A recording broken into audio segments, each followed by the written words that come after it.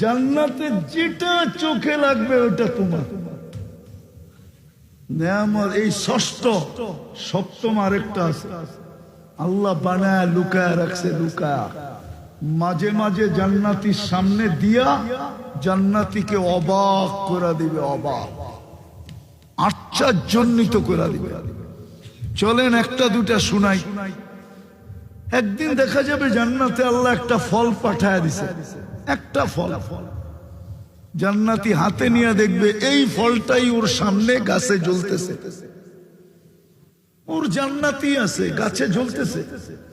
তো ফেরেশতাকে বলবে এটা কি পাঠায় দিল আল্লাহ গিফট হিসাবে, এটা তো আমার গাছেই আছে, বইলা দিলেই তো পারতো, এটা ছিঁড়া খায় না। তো ফেরেশতা মুস্কি মুস্কি হাসবে আর বলবে কাইটা দেয়, কাইটা দেয়। তো কাটবে, দেখবে জান্নাতে যত ফল আছে সমস্ত ফলের রং এটার ভিতরে ঢুকানো আছে। ফালা তা'লামু নাফসুম মা উখফিয়া লাহুম, কুরআন এটাই বুঝাইছে, লুকায় রাখছে।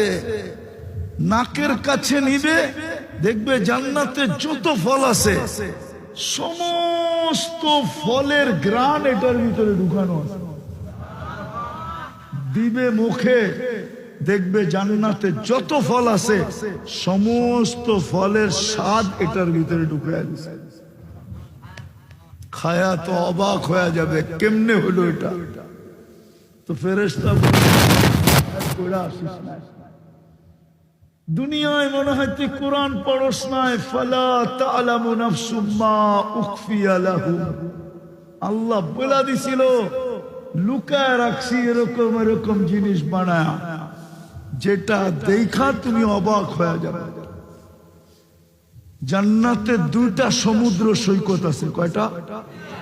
যেমন বাংলাদেশ জান্নাতের সাথে মিল আছে, জান্নাত দুইটা সমুদ্র সৈকত। বাংলাদেশে কয়টা? কি কি? কক্সবাজার আর কুয়াকাটা, দুটা।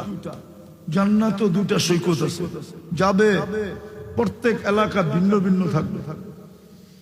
হ্যাঁ, ময়মনসিংহের মানুষ যাবে, এদের এরিয়া আবার ভিন্ন হবে। যায়া প্রথমে আড্ডা দিবে, আড্ডা, নারী আলাদা পুরুষ আলাদা, আড্ডা দিবে।